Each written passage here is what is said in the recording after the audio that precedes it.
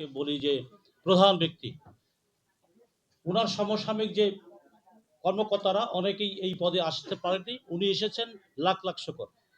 এবং আমি, হ্যাঁ শোনা যাবে স্যার, আজকের অনুষ্ঠানের মাননীয় প্রধান অতিথি শিল্প সচিব মোহাম্মদ ওবায়দুর রহমান।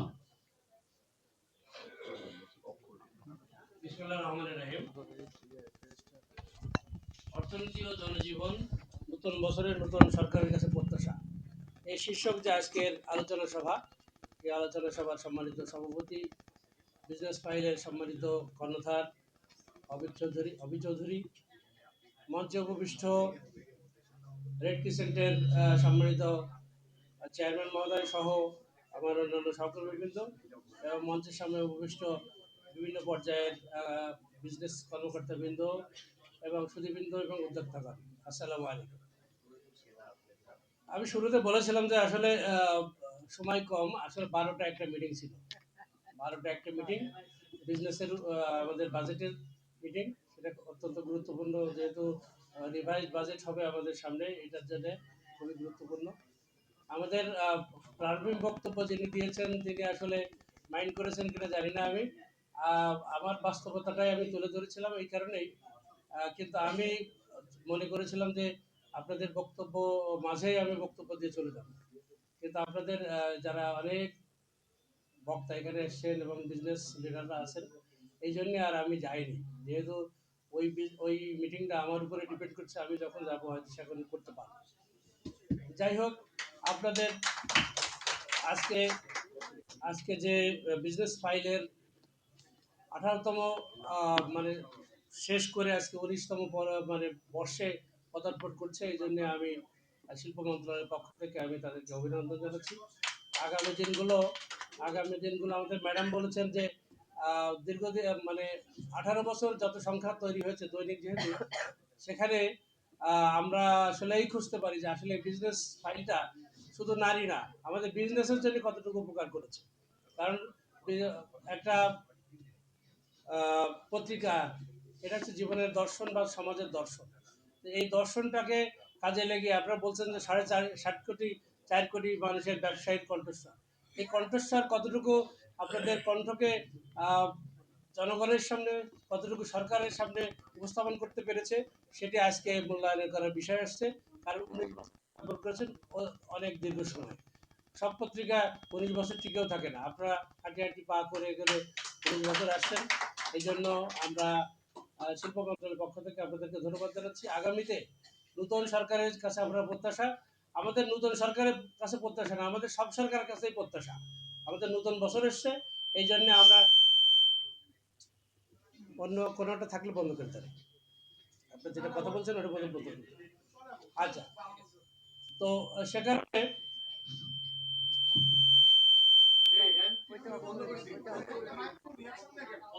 আচ্ছা, আমরা আজকে আমাদের 55 বছর স্বাধীনতার চলছে, 55 বছর, আমাদের 55 বছর পরেও আমাদেরকে সরকারের কাছে নতুন করে প্রত্যাশা চাইতে হয়, নতুন করে বাস্তবতার নিরিখে আমাদের মনে করতে হয় যে নতুন করে আবার পথ চলা কীভাবে শুরু করা যায়। আজকে 71 সালে যে আকাঙ্ক্ষা নিয়ে আমরা আমাদের এদেশের মেহনতি মানুষ জনগণ স্বাধীনতা সংগ্রাম করেছিল, আত্মাহুতি দিয়েছিল, সেটি যদি সুন্দরভাবে মানুষের দরকারে সেই সুফলটা পৌঁছে দেওয়া যেত, তাহলে এই 24 জুলাই আগস্টের আন্দোলনের প্রয়োজন হতো না। আমরা পারি নাই, আমাদের ব্যর্থতা আছে বিধায় আমাদের এই যে ইয়াং জেনারেশন আমাদেরকে চোখে আঙ্গুল দিয়ে দেখিয়ে দিয়েছে যে আমরা এদেশের জন্য জীবনও দিতে পারি, এদেশকে পরিবর্তন করার জন্য আমরা এগিয়ে আসতে পারি। আমাদের এই জুলাই আগস্টের যে অনুপ্রেরণা, সেই অনুপ্রেরণা থেকে আমরা নতুন করে আবার উজ্জীবিত হই, এবং আমাদের অনেকগুলো বিষয় আপনারা অবতারণা করেছেন, এসএমই ফাউন্ডেশনের কথা বলেছেন, আপনাদের ব্যবসায়িক যে বিষয়গুলো আছে অনেকগুলো, আমি যেহেতু ব্যবসায়িক বিভিন্ন মহলে আপনাদের প্রোগ্রামে যাই, তাদের কাছ থেকে এই সমস্যাগুলো শুনি, এবং আমি নিজেও বিশ্বাস করি যে আমাদের যে নীতি নৈতিকতা বা যে বিষয়গুলো আমাদের সমাজে বা রাষ্ট্রে প্রচলিত আছে, সেগুলোর পুরোপুরি মানে আমাদের ব্যবসায়িক বান্ধব নয়, এটা আমি নিজে বিশ্বাস করি। অনেক ক্ষেত্রে যেমন আপনি এখানে প্রডিউস করবেন কোনো পণ্য, সেক্ষেত্রে যে ভ্যাট ট্যাক্স দিতে হবে, আমদানি করলে তার চেয়ে কম দিতে হবে, সুতরাং আপনি কে প্রডিউসার হবে, কে এখানে ম্যানুফ্যাকচার করবে। সুতরাং এই বিষয়গুলো নতুন করে চিন্তা ভাবনা করার সময় এসছে। আমরা চাই যে যারা ব্যবসায়ী আছেন, আমরা সরকারি প্রতিষ্ঠান, শিল্প মন্ত্রণালয়ের যতগুলো প্রতিষ্ঠান আছে বেশিরভাগ হচ্ছে লুজিং কনসার্ন। আমরা ওইটা নিয়ে চলছি, কারণ আমরা এটাকে ফেরত দিতে পারছি না, কারণ এখানে অনেক এমপ্লয়মেন্ট জড়িত আছে। এই জন্য আমরা টিম টিম করে হলেও চলছি। আমাদের চিনি শিল্পের কথা আসছে যে আমাদের 9টি চিনি শিল্প চলছে, 6টি আমাদের বন্ধ রয়েছে। কি কারণ? আমাদের আখের স্বল্পতা।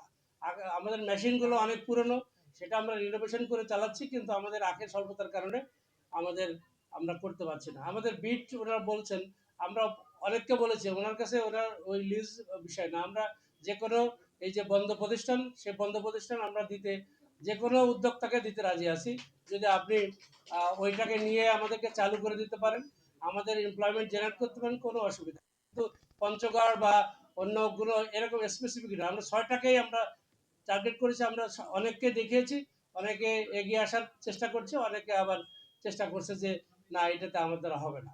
আমরা অনেককেই অ্যাপ্রোচ করেছি, সরকারি বেসরকারি পর্যায়ে, বিদেশি পর্যায়ে আমরা করেছি। উনি বিট চাষ করবেন, আমাদের আসলে কোনো মেশিন বিট চাষের জন্য উপযুক্ত নয়।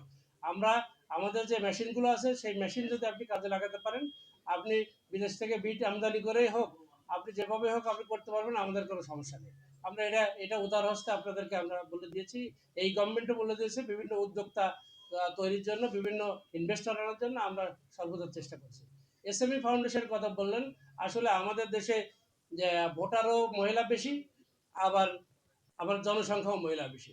বিষয় 51%-এর উপরে কিন্তু মহিলা আমাদের। সুতরাং আমরা যে বলি সবসময় যে অর্ধেক মহিলা অর্ধেক পুরুষ, আসলে আমরা অর্ধেক বেশি নারীকে আমরা অবহেলা করে যদি আমরা অগ্রসর হতে চাই, সেটা সকলেই সম্ভব না। এই জন্যে আমরা এবার, আমি যেহেতু এসএমই ফাউন্ডেশনের দায়িত্ব নিয়েছি, আপনারা জানেন যে অতি সম্প্রতি এসএমই ফাউন্ডেশনের চেয়ারম্যানের দায়িত্ব আমার উপর অর্পিত হয়েছে। যেহেতু আগের যিনি চেয়ারম্যান ছিলেন উনি চলে গিয়েছেন পদত্যাগ করে, এই জন্যে আমি দায়িত্ব নিয়েছি। আমি চেষ্টা করব আমাদের এসএমই যে নীতিমালাটা, আপনারা জানেন যে আহ, আমাদের যে 22 সালের নীতিমালা ছিল, এখন 25 সালে আমরা এটাকেই করে জনবান্ধব এবং উদ্যোক্তাদের জন্য কী কী কোনো সুবিধা দেওয়া যায় ওখানে আমরা দিয়েছি। পাশাপাশি নারীদের উদ্যোক্তাদের যাতে আরও সুবিধা হয়, সেগুলোর ক্ষেত্রে আমরা ওখানে অনেকগুলো বিষয় আমরা ইনসার্ট করেছি। আমরা এসএমই নীতিমালাটা এখনও আমরা পাশ করাতে পারিনি, একবার ক্যাবিনেটে উঠেছিল, কিছু তথ্য দিয়ে, কিছু ডিরেকশন দিয়ে ফেরত দেওয়া হয়েছে। অচিরে আমাদের এই নীতিমালাটা পাশ হলে আমরা আশা করি এখানে আমাদের উদ্যোক্তা সহ আমাদের এনবিআর এর সাথে অনেকগুলো বৈঠক করার পরে আমরা কিছু তথ্য ওখানে দিয়েছি। এই এনবিআর এর সুবিধাগুলো আপনারা পাবেন। আশা করি যে যারা উদ্যোক্তা হবে, বিশেষ করে উদ্যোক্তাদের মূল সমস্যা হলো, একটা হলো যে অ্যাক্সেস টু ফাইন্যান্স, আর একটা হচ্ছে মার্কেটিং। তো দুটো বিষয়ই আমাদের দেশে প্রকট। আমাদের দেশের যারা আসলে প্রত্যেকটা ব্যাংকে কিন্তু উদ্যোক্তাদের ফান্ডিং করার জন্য একটা আলাদা ফান্ড আছে, কিন্তু তারা দিতে চায় না। দিতে চায় না এই কারণেই, মনে করে যে উদ্যোক্তারা যদি ফেল করে তাহলে আমার ফেল হয়ে যাবে, আমার তো কোলাটেরাল আমি কোনো কিছু নিচ্ছি না। কিন্তু আমাদের তো বিশ্বাস করে দিতে হবে, নাহলে আগাবে কেমনে? আমরা বারবার, হ্যাঁ, না, আমাদের উদ্যোক্তাদের জন্য আলাদা বাংলাদেশ ব্যাংকের ফান্ড আছে। এটা আমরা আমরা চেষ্টা করছি যে অল্প সুদে যাতে সেটা দেওয়া যায়। আমি চেয়ারম্যান হওয়ার পর আমরা বোর্ড মিটিং এখন করতে পারিনি, বাংলাদেশ ব্যাংকের লোকও সেখানে আসেন। আমাদের বিভিন্ন পর্যায়ে আমরা বাংলাদেশ ব্যাংকের লোকজন নিয়ে এসে আমরা মিটিং করি। ওনারা সম্মত হয়েছেন যে যদি আপনারা আপনারা সার্টিফাই করেন, আমরা এসএমই ফাউন্ডেশন থেকে আমরা একটা সার্টিফিকেট বা এনওসি আপনাদের নিতে হবে। আপনারা বলতে পারেন যে এটা নিতেও অনেক সমস্যা হতে পারে। আপনারা বলেছেন যে ট্রেড লাইসেন্স নিতে অনেক সমস্যা হতে পারে। আমাদের মানসিকতাটা পরিবর্তন করতে হবে। আমরা যারা এটা কাজ করি, আমরা যেরকম মনে করছি যে এই জুলাই আগস্টের পরিবর্তনের পরে আমরা নতুন করে আবার উজ্জীবিত হবো, উজ্জীবিত তো আমরা, তো মানুষ তো সেইগুলোই, আমরা তো তারাই। তা আমরা যদি মানসিকভাবে পরিবর্তন না আনতে পারি, নিজেদেরকে পরিবর্তন না করতে পারলে এই এদেশের কোনো পরিবর্তন হবে না। আপনি যদি শুধু নিজেরটাই মনে করেন যে আমি নিজেই চলবো, আমি নিজেই করবো, অন্য কে ভালো থাকলে আমার দরকার নেই, এই এই বিষয়ে যদি আপনি পরিবর্তন না হন, আপনার মাইন্ডসেট পরিবর্তন না হয়, তাহলে আমাদের কোনোভাবেই আমরা পরিবর্তন করতে পারবো না। আমাদের যে অ্যাসেট আছে, অ্যাসেট বলতে আমাদের যে আহ, আহ, জনসংখ্যা, তার যে আমাদের যে ইয়াং জেনারেশন, আমরা এদেরকে যদি কাজে লাগাতে না পারি, তাহলে আবার ওই যে আমরা যে সে মাদকে ফিরে যাবে, অথবা আমরা অন্য জায়গায় ফিরে যাবে। আমরা এদেরকে কাজে লাগাতে চাই, এই জন্য তাদেরকে উদ্যোক্তা তৈরি করতে চাই। আমাদের বর্তমান সরকারের যে আছে, যদিও বর্তমান সরকার হয়তো বেশি দিন থাকবেন না, ইলেকশনের ডামাডোল শুরু হয়ে গেছে, নতুন সরকার আসবেন। নতুন সরকারের যারা আসবেন আমরা মনে করি যে তারাও তাদের ম্যানিফেস্টোতে সুন্দরভাবে এই বিষয়টা উপস্থাপন করবেন যে আমরা এই ইয়াং জেনারেশনকে কাজে লাগাবো। আমাদের এটা অ্যাসেট, সারা বিশ্বে এরকম কোনো দেশে নেই। আপনারা বলেছেন যে আমরা বিদেশ থেকে, জাপান থেকে, অন্যান্য দেশ থেকে বিদ্যুতের নিয়ে এসে এখানে করবেন। আমরা এই জেনারেশনকে আমরা উদ্যোক্তা তৈরি করতে পারি, আমরা বিভিন্ন ট্রেডে আমরা যদি তাদেরকে শিক্ষিত করতে পারি, আমাদের অবশ্যই ওখানে চাহিদা আছে, ওখানে আমরা ফিল আপ করতে পারবো। আমাদের এখন জাপান সরকারের সাথে যে চুক্তি হয়েছে, আমরা এখন প্রত্যেকটা টিটিসিতে আমাদের যে সমস্ত ট্রেনিং সেন্টারগুলো আছে টেকনিক্যাল, সেখানে কিন্তু জাপানি ভাষা অলরেডি চালু হয়ে গেছে। আমার নিজের এক ভাস্তে সে ইংলিশে অনার্স পড়ে জাতীয় বিশ্ববিদ্যালয়, আমি তাকে ভর্তি করে দিচ্ছি জাপানের শেখার জন্য, কারণ ওই ইংরেজি অনার্স পড়ে বা নর্মাল গ্রাজুয়েশন করে কোনো লাভ নেই।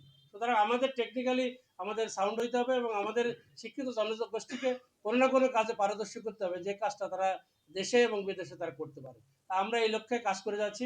আমাদের নতুন সরকার যারা আসবেন তাদের সাথেও আমাদের কাজ করব, যেহেতু আমরা এখনো চাকরি শেষ হয়ে যায়নি। তা আমরা মনে করি যে আমাদের তাদের সেই ফোরামেও আমরা এই কথাই বলবো এবং বলার সুযোগ আছে। আমি মনে করি যে এতদিনের যে বঞ্চনা বৈষম্য দিয়ে আমরা চলেছি, নতুন গভর্নমেন্ট যারা আসবেন তারা এই বিষয়টা উপলব্ধি করতে পারবে যে এইভাবে কিন্তু দেশ চলবে না। আমরা শুধুমাত্র যে দল ক্ষমতা আসবে তারা নিজেদের মধ্যে কুক্ষিগত করে দেশ চালাবে, এটা আসলে চলবে না আগামীতে। সুতরাং তারা যদি উপলব্ধি করতে না পারে, তাহলে আবার জুলাই আগস্ট আবার তৈরি হবে। সুতরাং এটা পরিবর্তন হতেই হবে, আমাদের এটার ছাড়া কোনো উপায় নেই। সুতরাং আমরা মনে করি যে এখানে যারা আসছেন সবাই শিক্ষিত জনগোষ্ঠী, আমরা আগামী দিনগুলো সবাই সম্মিলিতভাবেই চেষ্টা করব। আমাদের এসএমইর জন্য আরও কিছু বলেছেন আপনারা, আমরা চেষ্টা করব যে এসএমই নীতিমালার মাধ্যমে আমরা যাতে এসএমই যারা উদ্যোক্তা তাদের যে সমস্যাগুলো আছে, মার্কেটিংয়ের বিষয়টা আমি অনেক আগে বলেছিলাম যে তখন সুযোগ ছিল, এখন আস্তে আস্তে আবার ইলেকশন হয়ে গেলে কী হবে আমি জানি না। আমাদের কমিশনাররা হচ্ছে বিভাগীয় পর্যায়ের যে আছে কি বলে সিটি কর্পোরেশন, সেগুলোর প্রশাসক, তো ওদের একটা বিজনেস আছে, প্রত্যেকটা প্রশাসকের আন্ডারেই বড় একটা সেন্টার, সিটি সেন্টার আছে। আমরা বলেছিলাম এবং তারা রাজি হয়েছিল যে ওখানে এসএমইদের জন্য একটা ফ্লোর ছেড়ে দেওয়া, এবং তারা অল্প অল্প পয়সায় তারা দিবে, ভাড়া দিবে। সেখানে আমরা এটা করব, যদি সুযোগ থাকে অবশ্যই আমরা নতুন গভর্নমেন্ট আসার পরে এটা আমরা তৈরি করব। বিভাগীয় পর্যায়ে থেকে আগে শুরু হোক, এরপর আমরা জেলা পর্যায়ে আমাদের বিসিকে কার্যালয় আছে, আরও অন্যান্য কার্যালয় আছে, আমরা ট্যাগ করে দিয়ে যদি আমাদের মার্কেটিংটা করতে পারি, আর অনলাইন বিজনেস তো আছেই। সুতরাং আমরা এগুলোকে প্রত্যেকটা যেটা আমাদের জন্য আশাপ্রদ, ভবিষ্যতের জন্য আমাদের কল্যাণ বয়ে আনবে, এগুলোর জন্য আমরা কাজ করে যাচ্ছি। আমরা শিল্প মন্ত্রণালয়ের যে ইয়েগুলো আছে, কম্পোনেন্টগুলো আছে, প্রত্যেকটা বলা আছে যে আমাদের উদ্যোক্তা তৈরি করতে হবে, এর বাইরে মানে কোনো না। আমরা সবাই চাকরি দিতে পারবো না, আমাদের উদ্যোক্তা তৈরি করা ছাড়া কোনো বিকল্পই নেই, কারণ আমাদের হিউজ পরিমাণ আমাদের জনসংখ্যা, আমাদের সেই পরিমাণ রিসোর্স বা সেই পরিমাণ এমপ্লয়মেন্ট জেনারেট করা যেমন অসম্ভব, পাশাপাশি আমরা যদি উদ্যোক্তা তৈরি করতে পারি তো উদ্যোক্তারা নিজেই এমপ্লয়মেন্ট জেনারেট করতে পারবে। সুতরাং আমরা বেসরকারি পর্যায়ে আমাদের মূল চালিকা শক্তি বেসরকারি পর্যায়ে, আপনারা বিসিসিআই সহ বিভিন্ন পর্যায়ের কমিটিগুলো হচ্ছে না বিভিন্ন কারণে, পরিবর্তনের পরে সরকার পরিবর্তনের কারণে এখন প্রশাসকরা দায়িত্ব আছেন। আমরা মনে করি যে নতুন গভর্নমেন্ট আসার সাথে সাথে এগুলো আবার চালু হয়ে যাবে এবং আমরা নতুন করে আবার উজ্জীবিত হব সবাই মিলে। এই আশাবাদ ব্যক্ত করছি। আপনাদের মাঝে মানে অনেকক্ষণ আপনাদের কথা শুনেছি, আমার অনেক নতুন বিষয় আমার মধ্যে উপলব্ধি এসছে। আপনারা যে বিজনেস ফাইল আমাকে এখানে প্রধান অতিথি করে আমাকে সম্মানিত করেছেন, এবং যারা এখানে কষ্ট করে সকাল থেকে এসছেন সবাইকে শিল্প মন্ত্রণালয়ের পক্ষ থেকে এবং আমার ব্যক্তিগত পক্ষ থেকে আপনাদেরকে অসংখ্য অসংখ্য ধন্যবাদ এবং কৃতজ্ঞতা জানিয়ে আমার বক্তব্য শেষ করছি। ধন্যবাদ।